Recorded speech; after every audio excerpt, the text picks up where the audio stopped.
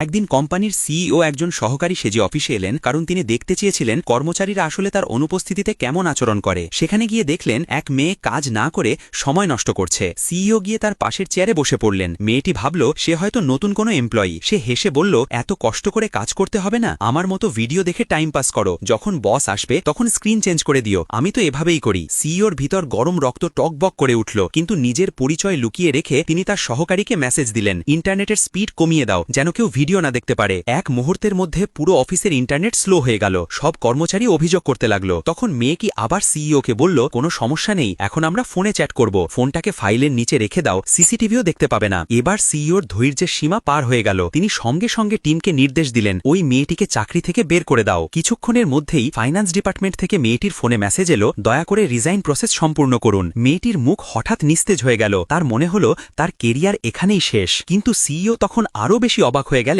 যখন দেখলেন পুরো অফিসই কাজ করছে না, কেউ গেম খেলছে, কেউ গল্প করছে। তিনি গর্জে উঠে ম্যানেজারের কেবিনে গিয়ে বললেন, সবাইকে বরখাস্ত করো। সবাই ব্যাগ গুছিয়ে চলে গেল, কিন্তু সেই মেয়েটি তখনও চুপচাপ বসে রইল, যেন কিছুই ঘটেনি। সিইও জিজ্ঞেস করলেন, তুমি এখনো এখানে কেন? মেয়েটি হাসল আর বলল, আমি ম্যানেজারকে মিষ্টি খাইয়েছি, তাই আমি বেঁচে গেছি। সিইও অবাক হয়ে জিজ্ঞেস করলেন, কি দিয়েছিলে? সে বলল, মাত্র 3টে টফি। তারপর সিইও ম্যানেজারকে জিজ্ঞেস করলেন, ওকে কেন বের করা হয়নি? ম্যানেজার বলল, স্যার, সে আমাদের সবচেয়ে গুরুত্বপূর্ণ প্রজেক্টের কোর টিমে আছে, সে অনেক প্রার্থীকে হারিয়ে এই জায়গাটা অর্জন করেছে, প্রজেক্ট শেষ না হওয়া পর্যন্ত ওকে সরানো যাবে না। এটা শুনে সিইও কিছু বললেন না। তিনি তখন বুঝলেন মেয়েটির আসল যোগ্যতা আসলে কি। টিকটকে 3000 লাইক, সঙ্গে 10,000 ভিউ, মাত্র 90 টাকা। কিনতে হলে এই নম্বরে হোয়াটসঅ্যাপে SMS করুন।